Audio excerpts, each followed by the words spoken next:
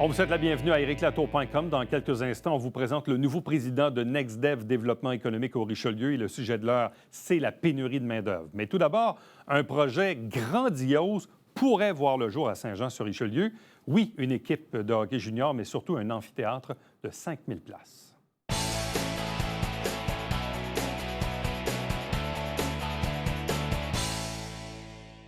Voilà un projet qui semble extrêmement prometteur. Même à la limite, on se dit, est-ce que c'est trop gros? Est-ce que c'est vraiment réaliste de penser qu'on pourrait avoir un aréna de 5000 places à Saint-Jean-sur-Richelieu sur le site de l'actuelle vieille aréna sur le boulevard Gouin, avec des loges, avec une équipe junior majeure, avec un stationnement souterrain. Bref, ça a l'air extrêmement gros, mais visiblement, il semble que la ville de Saint-Jean est sur les rangs pour ce projet-là. Bref, on va tenter de faire le bilan de la mise à jour de ce dossier-là avec le directeur général de la ville de Saint-Jean-sur-Richelieu, Daniel Dubois. Bonjour et bienvenue. Monsieur Latour, bonjour. Est-ce réaliste? Il faut croire que oui. Il faut croire que oui. Écoutez, il faut se remettre dans l'historique de cette nouvelle-là, parce que, évidemment, il est hors de question. On ne parle pas ici d'une acquisition d'une équipe ou d'une franchise par la ville de Saint-Jean, c'est pas ça du tout. Mais au début de l'été, certains hommes d'affaires ont contacté le bureau d'administration de la ville pour souligner qu'il y avait eu vent, qu'il y avait une équipe qui serait peut-être en liste pour changer de main au niveau de la Ligue de hockey junior majeur du Québec. Et puis, qu'il y avait 8 villes sur la Rive-Sud qui avaient été ciblées par ce futur acquéreur-là pour déménager la franchise éventuellement. Mais Saint-Jean n'était pas dans ces 8 villes-là. Alors, évidemment, dans le plan de revitalisation économique de la ville, bien, il s'agit d'un levier économique, d'un levier de fierté pour les Joannais avec un potentiel là, qui se pointait. Donc, on a dit, on a appelé, on a dit, on est là, on existe. Malheureusement ou heureusement, il n'avait pas pensé à nous. Fait qu'on a dit, bon, on serait intéressé à présenter quelque chose, nous. On a besoin, nos Joannais ont besoin d'infrastructures, ont besoin d'une infrastructure sportive, entre autres une aréna qui va remplacer l'aréna Gouin qui est en fin de vie. Donc, pourquoi pas joindre l'utile à l'agréable, puis pourquoi pas penser grand aussi. Bon, parce qu'il y a 2-3 choses là-dedans. La première, oui, on savait que l'équipe, le Titan d'Acadie Bathurst, éventuel changement de propriétaire, c'est le propriétaire de Fix Auto là, qui est dans le portrait, dans l'actionnariat, veut déménager l'équipe. Bon, ça, on savait ça. Évidemment, on se doute bien qu'une équipe junior majeure aujourd'hui, ça vient avec une infrastructure qui n'est pas celle du Colisée Isabelle Brassard qu'on a connu à l'époque des Castors et des Lynx. On n'est plus là aujourd'hui. Il va y avoir un minimum de places requises, des loges, etc., etc. Donc, on sait très bien qu'on n'a pas cette infra-là. En même temps, on le sait actuellement, la Ville a 1001 projets de besoin d'infrastructure. Donc, inévitablement, il faut que ça passe par un projet public-privé. On n'a pas d'autre choix. Je veux dire, il faut que le privé soit impliqué dans ce genre de projet-là. Absolument. Vous l'avez dit, on a un très grand besoin d'infrastructures de toutes sortes. Infrastructures sportives, infrastructures culturelles, infrastructures administratives aussi. On est une entreprise de services, donc il faut aussi offrir les services administratifs. Vous savez, M. Latour, c'est pareil comme si on avait tous ces besoins-là dans un grand panier actuellement, parce qu'il y en a des besoins. Et là, on se dit, on commence par lequel? Qu'est-ce qu'on fait? On a un plan. On est convaincu que tout passe par la revitalisation économique, mais il faut prendre ça par un bout. Et une des stratégies, c'est de saisir les opportunités quand ils passent. Là, on en a eu. Donc, on a eu vent de cette opportunité-là. On a levé le drapeau. On a été considérés. On a vendu notre ville telle qu'elle est et notre ville telle que nous la rêvons. Donc, dans les 5 à 10 prochaines années. Et je suis convaincu que c'est ça qui a accroché le prochain propriétaire. C'est pour ça, je pense qu'il retient encore notre candidature. Maintenant, l'infrastructure, donc l'aréna Gouin, saisit l'opportunité de redonner une infrastructure nouvelle à nos Joannais avec l'aide du privé, parce que c'est aussi ça la nouvelle méthode de gestion des deniers publics.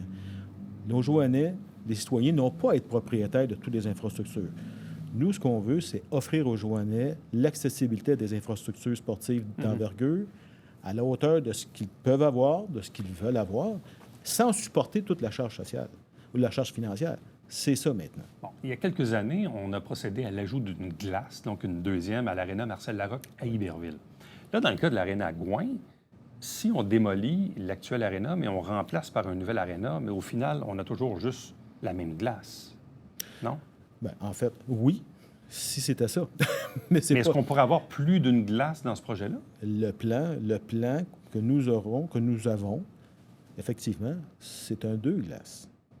Ouais. Donc, Là, ça commence à être intéressant. Là. absolument. Ouais. Donc, on reprend l'aréna, donc la glace actuelle que l'on remet dans la nouvelle infrastructure, qu'on le remettrait. Ouais. Et la deuxième glace, qui serait à la hauteur des standards de la Ligue de hockey junior majeur du Québec, si le projet se réalise, bien à ce moment-là, le futur utilisateur, donc l'autre client, appelons-le comme ça, parce que nous serions clients de l'exploitant de l'amphithéâtre. Parfait. Le franchisé serait client de l'exploitant de l'amphithéâtre. Bien, il ne prend pas l'ensemble des heures de glace pour son équipe. Donc, il y aura des heures de glace de disponibles aussi Ça se pour nos négocie. Joannais. Bien, absolument. Ce futur complexe-là là, dont on parle, on dit, bon, une aréna de 5000 places, vous avez dit 2 patinoires, 2 glaces, garage souterrain, des loges. Est-ce que ça voudrait dire qu'on aurait besoin suffisamment d'espace et même peut-être on devra démolir ou reconstruire le stade de baseball à côté? Ou même la palestre là, qui sert aux travaux publics? Je veux dire, c'est quand même, on a besoin d'espace, là, je présume. Bon, vous savez, dans la vision à moyen terme, là, de toute façon, on reprend l'aréna Gouin et la palestre étaient vouées à être démolies. On travaille aussi parallèlement un complexe municipal dans lequel sera centralisé l'ensemble de divisions, la direction maintenant de l'approvisionnement et les magasins de la ville. Donc, effectivement, que ces 2 bâtiments-là seraient démolis. Nous avions énormément d'argent à mettre dans les infrastructures du parc de baseball, donc du terrain de baseball actuel. Donc, un dans l'autre, quand je parlais d'opportunité de vision tout à l'heure, là, bon, là, on a une opportunité peut-être de remettre une infrastructure à niveau et d'en ajouter pour nos Joannais. Le parc de balles, bien, on faut regarder parce que l'idée est de faire un pôle sportif là. Donc, le parc de balles, actuellement, puis là, c'est encore un petit peu trop tôt parce qu'on attend toujours avant d'investir de l'argent, bien naturellement, si effectivement le projet verra le jour ou pas. Mais il y a différentes stratégies pour s'assurer que nos joueurs de baseball, dont j'étais, je veux juste assurer tout le monde, j'étais un joueur de baseball aussi, bien, continuent à être servis en entre-temps et à la finalité de l'ensemble du projet aussi. On voit que ça bouge parce que, bon, la rumeur que le Titan d'Acadie Bathurst voyait Saint-Jean peut-être dans la liste potentielle, on en avait parlé avant l'été. Et moi, c'est très drôle parce que la semaine passée, pas plus tard que lundi dernier, j'ai reçu un appel de quelqu'un de bien informé qui me dit, écoute, ça avance plus qu'on pense. Puis on parlait du projet à l'Arena. Bon, 3-4 jours plus tard, je vois ça à la une du Canada français. Je me suis dit, bon, visiblement, puis là, il y a eu un travail journalistique. Donc, c'est vraiment du concret. Mais au départ, on dit, il y avait Boucherville, Chambly, Châteauguay, Longueuil, Montréal, Saint-Constant, Saint-Hyacinthe, Sainte-Julie, Saint-Bruno et Saint-Jean. Là, de ce que je comprends, il en resterait 2. C'est ce qu'on nous a dit. Saint-Jean et une autre ville. Une autre ville. Que vous connaissez? Non. Même pas? Non, qu'on n'a pas voulu pas nous dans ces confirmer. secrets-là? On n'est même pas dans ces secrets-là. Mais ça va être quoi l'élément décisif pour le propriétaire de Fix Auto là, qui veut acquérir le Titan d'Acadie Bathurst? Ça va être quoi, comme disent les Anglais, le game changer? Là, c'est quoi? Vous savez,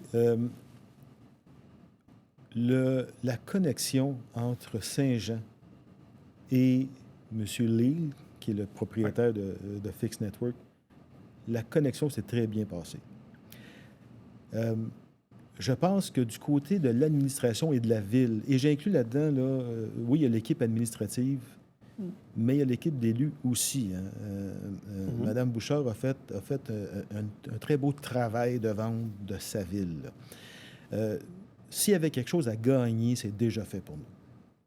Donc, on existe maintenant pour Steve Leal, on existe pour je vous dis, bien évidemment, on a déjà eu 2 équipes, là, mais on est revenu sur la map là, de la Ligue de hockey junior majeur du Québec.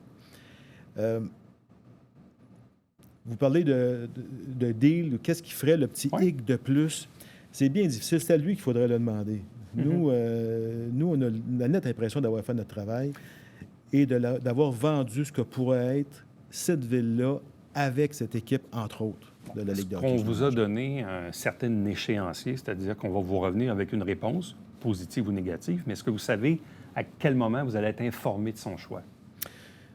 On nous a toujours parlé, nous, du 31 octobre. Donc, c'est bientôt. C'est très bientôt. Donc, M. Leal, dans l'offre d'achat qu'il a fait, lui, il voulait être fixé.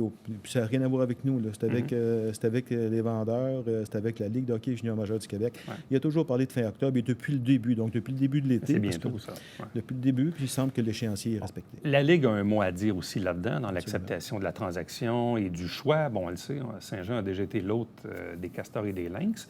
En fait, il y a eu une époque où il y avait des équipes à Longueuil, à Saint-Jean, à Saint-Hyacinthe, à Granby, il y avait même à Verdun. Après ça, la Ligue s'est un peu répartie autrement, quoique là, il y a un club à Boisbriand, donc sur la rive nord de Montréal, et il n'y en a pas sur la rive sud. Donc, je présume que M. Lille voit probablement un potentiel intéressant d'avoir une concession du hockey junior ici à Saint-Jean, mais ultimement, la Ligue a son mot à dire. Absolument. Dans les transactions, le commissaire a son mot à dire et ensuite, il y a le vote des gouverneurs de la Ligue. Donc, dans toutes les transactions, celle-ci n'y échappera pas. Donc, il y a un bout de travail de fait à ce qu'on m'a dit, mais il reste probablement le vote des gouverneurs. Bon. Et si, ultimement, il arrête son choix sur Saint-Jean, c'est quoi puis que la Ligue dit oui, puis que le bureau des gouverneurs dit oui, disons que tout fonctionne, là. Tout fonctionne. C'est quoi les délais pour démolir, construire, puis avoir, c'est quoi, c'est 2 ans, 3 ans? Bien, on vise un horizon entre 2 et 3 ans, bien évidemment. Bien évidemment. Même s'il s'agit, on peut comprendre que la construction serait du domaine, on a parlé de PPP. Ouais. Donc là, ce qu'on regarde dans le montage financier, dans le montage d'affaires, c'est qu'effectivement, ce serait un privé avec un bail amphithéotique. Donc, c'est ce qui est visé. Donc, la construction serait plus rapide, naturellement. On ne parle pas d'appel d'offres publics, etc., etc. Là. Donc, quand c'est un privé qui prend ça, bien, il monte ce qu'il a monté. C'est un projet de quoi? 20, 25, 30 millions? C'est gros comme infrastructure. Là. C'est très gros comme infrastructure. Et si on ajoute là, les stationnements, on va beaucoup plus haut que ça. Là. C'est ça. Et c'est un estimé qui est vraiment aléatoire, là, mais c'est plus haut que ça. Puis encore là, je reviens à ça. Si ça fonctionne, disons OK, Saint-Jean est choisi, est-ce qu'on pourrait déménager quand même la concession? Est-ce qu'on pourrait quand même faire jouer cette équipe-là au Colisée temporairement? Monsieur Lee s'est fixé du départ là-dessus en disant que s'il y avait transaction, et pas juste avec Saint-Jean, là, mais s'il y avait transaction, que lui serait à l'aise à accepter un domicile temporaire pendant 1 an ou 2 ans, le temps que la ville... Parce que dans toutes les villes qu'il a ciblées, il n'y a aucune des villes qui a l'infrastructure qui répond aux normes actuelles de la Ligue de hockey. Donc, l'autre ville qui est en liste ne l'a pas non plus. Elle ne l'a pas non plus. Donc, c'est tout un projet, quand même. C'est tout un projet, mais c'est un beau projet mobile. C'est un projet on le sent là, depuis, mais pas juste depuis la semaine dernière, mais depuis le début, là, pour ceux qui étaient plus impliqués, naturellement, c'est des négociations. En fait, c'est un travail de vente, mais il y a une effervescence autour de ce projet-là que Saint-Jean a besoin. Puis en terminant, je veux qu'on termine là-dessus, mais je sens beaucoup aussi que dans le pitch de vente, qu'on revient souvent avec cette idée que Saint-Jean, c'est la 2e plus grande ville en Montérégie, que c'est la 11e en importance au Québec, qu'on approche les 100 000 habitants. On joue beaucoup cette carte-là. C'est vraiment ça? Absolument. Absolument. Il y a une volonté ferme de l'équipe d'élus actuellement et de la mairesse de repositionner Saint-Jean là où elle devrait être, donc reconnue comme la 11e plus grosse ville du Québec. Daniel Dubois, merci beaucoup. Ça fait plaisir. Bonne chance. Merci. Restez avec nous. On vous revient après ceci.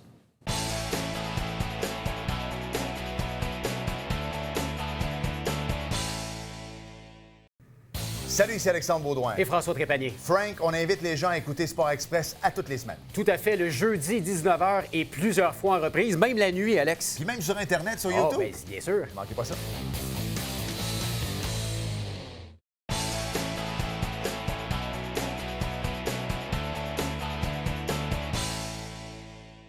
NextDev, développement économique au Richelieu, a un nouveau président depuis quelques semaines, voire quelques mois.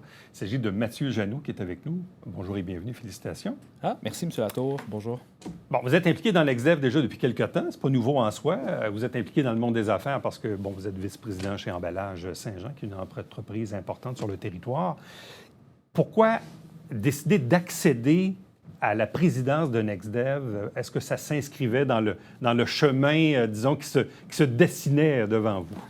En fait, bonne question. Mon implication chez NextDev a commencé avec le début de la pandémie. Avant, je voyageais beaucoup.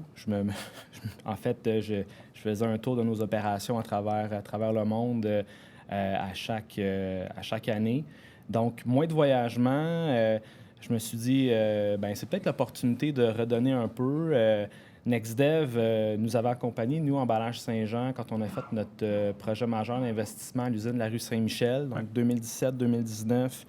On avait un projet de 25 millions, agrandissement, modernisation.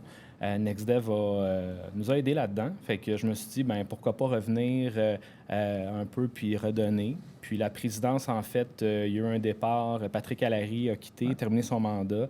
Puis on m'a approché pour prendre la présidence. Fait que je me suis dit, pourquoi pas? Le lien est intéressant parce que vous dites, nous, dans notre entreprise, NextDev nous a aidés. Parce que pour le commun des mortels, les gens qui ne sont pas dans le monde industriel, on se dit, bon, ça sert à quoi le conseil économique? NextDev, développement économique, ça sert à quoi? C'est quoi les services? C'est utile à qui? Pourquoi c'est important d'avoir ça dans une région comme la nôtre? Bien, vous dites, nous, notre entreprise, on a eu de l'aide. Donc, ça sert à quelque chose.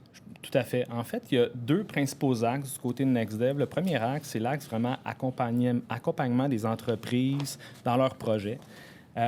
Souvent, une entreprise manufacturière comme Emballage Saint-Jean, on n'a pas nécessairement toujours la connaissance des programmes qui sont disponibles à nous, d'un point de vue financement, d'un point de vue soutien, aussi, en fait, toute la capacité de pouvoir naviguer à travers la réglementation municipale, par exemple, tout ça. Fait qu'à quelque part, l'axe accompagnement des entreprises dans leurs projets d'agrandissement, leurs projets d'installation d'équipement, leurs projets liés à des stratégies pour résoudre la pénurie de main-d'œuvre.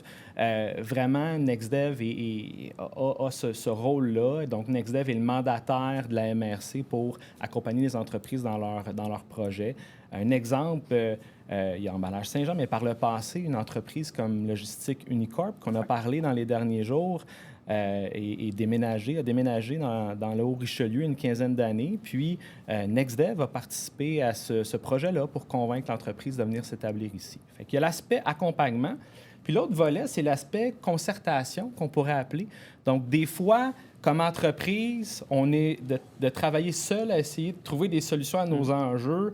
On a une certaine limite à ce qu'on est capable de faire. Donc, en travaillant avec d'autres, avec les entreprises de la région, on est capable d'aller plus loin. Bon, l'éléphant dans la pièce, c'est la pénurie de main-d'œuvre. C'est comme le sujet de l'heure dans tous les champs d'activité commerciales, industrielles, dans le monde de la santé, l'éducation, la pénurie. Là, il y en avait avant la pandémie. Je ne sais pas ce que la pandémie a provoqué, mais ça s'est comme exacerbé. Le député Lemieux avait aussi tenu un chantier sur le sujet. Tout le monde veut faire sa part. Ce n'est pas un problème qui est simple. Y a-t-il de réelles solutions? Et si oui, comment on réussit à les appliquer? Bien, en fait, l'aspect du recrutement à l'international est inévitable pour contribuer à cette pénurie de main-d'œuvre-là. Quand on regarde les chiffres au Québec, dans les 10 prochaines années, on va être impacté par la pénurie de main-d'œuvre. Fait que ça, c'est un exemple pour revenir au lien avec le rôle de NextDev. Donc, une entreprise qui a ce défi-là de main-d'œuvre, qui veut commencer à recruter à l'international, c'est quand même complexe. Donc, NextDev a des conseillers qui sont capables de pouvoir guider, accompagner sur comment faire, comment s'y prendre. Donc, définitivement, c'est un des volets. L'autre volet associé à la pénurie de main-d'œuvre demeure la robotisation, l'automatisation. Puis là-dessus aussi, donc, les conseillers chez NextDev ont la capacité vraiment d'aider une entreprise qui veut trouver des solutions, qui veut automatiser une ligne, de travailler avec des partenaires, peut-être capable de pouvoir y arriver. Définitivement, ces deux volets-là, c'est deux des stratégies qui sont nécessaires pour qu'on puisse atténuer les impacts parce que la pénurie va demeurer pour les 10 prochaines années. Est-ce que ça ne demande pas aussi, en quelque part, une certaine transformation de l'économie locale? Je m'explique. J'ai fait des entrevues là-dessus il y a 10, 15, 20 ans avec même le maire d'Olbec à l'époque qui disait « Je rêve d'un jour où les gens n'auront plus besoin d'aller travailler à Montréal. » Puis là, on ne parle même pas des travaux du tunnel, puis on ne parle pas du REM, puis on remonte il y a longtemps, mais on se dit, est-ce qu'il y a aussi de bonnes jobs à Montréal, bien rémunérés? Est-ce qu'on est capable de créer ce même genre de boulot-là sur la Rive-Sud de Montréal à notre propre bénéfice?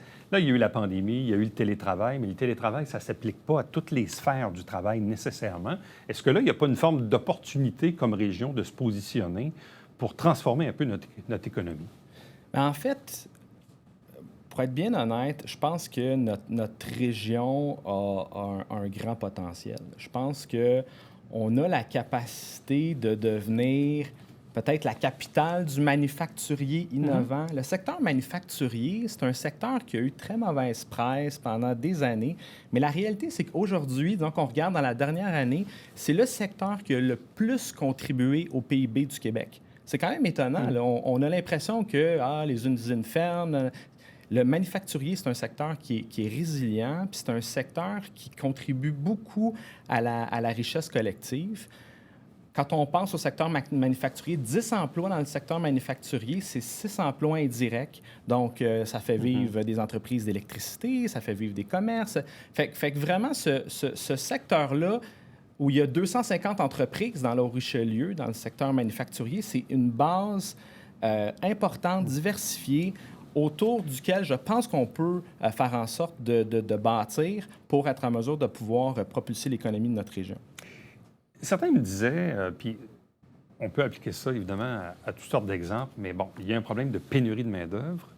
Mais de l'autre côté, est-ce qu'on doit aussi tenter d'aller chercher de nouvelles entreprises? Là, certains vont dire, ouais, mais commençons par combler les emplois pour les entreprises qui n'en ont pas avant de recruter de nouvelles entreprises. Quelle est votre vision par rapport à ça?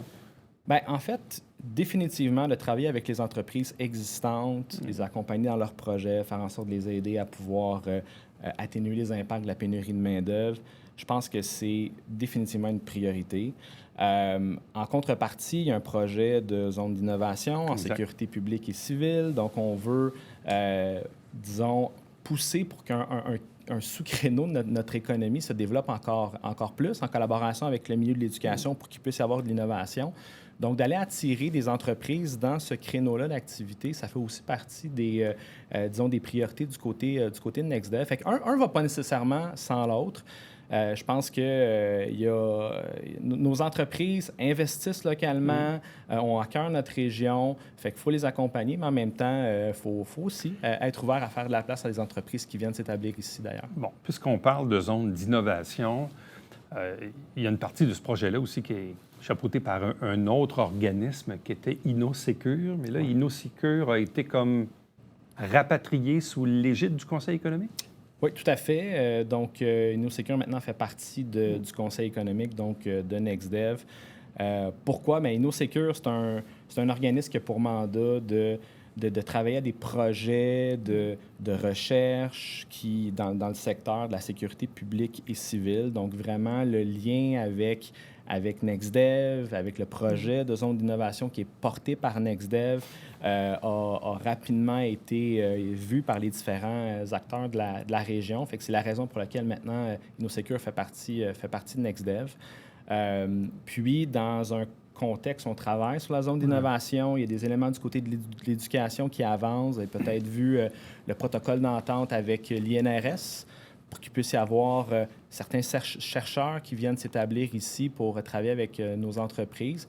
Bien, tout ça vient quelque part dans la même lignée, la même vision. Fait que c'est de là que le rapprochement a eu lieu. Donc, il y avait un risque de duplication, dans le fond, là. Oui, exactement. Tout ça. Puis c'est vraiment, à quelque part, si on regarde le conseil d'administration de NextDev, bien, il y a des représentants qui proviennent de cette industrie-là, qui sont sur notre conseil d'administration. Fait que c'est vraiment de s'assurer que tout le monde puisse travailler ensemble, là, puis qu'on évite de dédoubler les efforts. Bon, puisqu'on parle de gouvernance, autre changement important, la nouvelle mairesse de Saint-Jean, André Bouchard, siège sur le conseil d'administration. En fait, par les années passées, le maire de Saint-Jean a toujours été un membre actif. Bon, on s'entend que les relations avec l'ancien maire étaient peut-être un peu différentes ces dernières années, mais là, l'arrivée de la nouvelle mairesse fait en sorte que vous lui avez taillé une place à nouveau sur le conseil. Tout à fait. Puis le climat actuellement est vraiment excellent au niveau des collaborations entre NextDev, la Ville, la MRC. Donc ça, c'est de bon augure. C'est une base pour réaliser des projets, je pense. Donc c'est ça. Fait que cette dynamique-là, on ne veut pas regarder derrière nous, là, mais on regarde vraiment vers l'avant. Mais c'est une des conditions, je pense, qui était nécessaire pour nous permettre de réaliser un projet comme celui de la zone d'innovation. Avoir vraiment une cohésion au niveau des intervenants locaux, puis c'est ce qu'on a actuellement. Bon. La pénurie de main-d'œuvre, j'y reviens parce que ça va rester le sujet de l'heure. On peut parler de gouvernance, on peut parler de zones d'innovation, mais la pénurie reste encore le sujet de l'heure. Avez-vous des rencontres, des enjeux, des dossiers précis auxquels vous souhaitez voir avancer dans les prochains mois là-dessus? Ouais. Bien, tout à l'heure, vous avez fait référence au chantier main-d'œuvre là, qui a Ouais. été initié par Louis Lemieux. Donc, NextDev, en fait, est porteur du suivi sur les différentes actions de ce chantier-là. Je pense que ce chantier-là, c'était une excellente initiative. On était plus d'une centaine d'une journée vraiment à se questionner sur toutes les solutions potentielles de ce dossier-là. Donc, il y a du travail. Il y a un conseiller chez NextDev qui est à presque temps plein sur le suivi des actions. Il y a des défis du côté logement qui sont associés à la pénurie de main-d'œuvre, des défis du côté transport. Donc, il y a du travail qui est fait aussi au niveau de la visibilité de la région, participation à certains salons pour attirer des employés dans la région. Donc, ça, c'est quelque chose qui, en fait, se passe actuellement. Et en parallèle de ça, ça, c'est plus sur l'axe concertation du rôle de NextDev. De l'autre côté, du côté accompagnement, bien, il y a des missions internationales de recrutement qui sont organisées par le gouvernement du Québec. Donc, il y en a dans les prochains mois. Donc, à travers Bruno, qui est dans l'équipe de NextDev, vraiment, il y a de la communication avec les entreprises de la région pour les inciter à participer à ce genre de mission-là, puis vraiment les accompagner dans toute la démarche qui suit une fois qu'on a trouvé, par exemple, un employé compétent qui pourrait faire l'affaire pour travailler dans une entreprise ici. Mathieu Jeannot, président de NextDev Développement économique au Richelieu. Merci beaucoup. Bonne chance. Merci, M. Latour. À bientôt. Restez avec nous. On vous revient après ceci.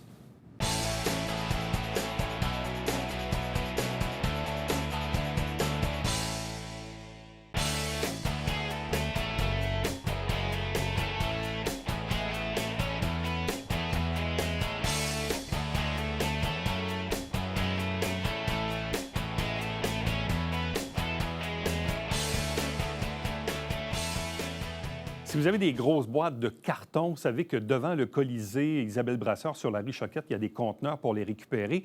Malheureusement, on les enlève durant l'hiver. Donc, ils sont encore là jusqu'à lundi prochain, le 31 octobre. Après ça, c'est dans les écocentres. À demain.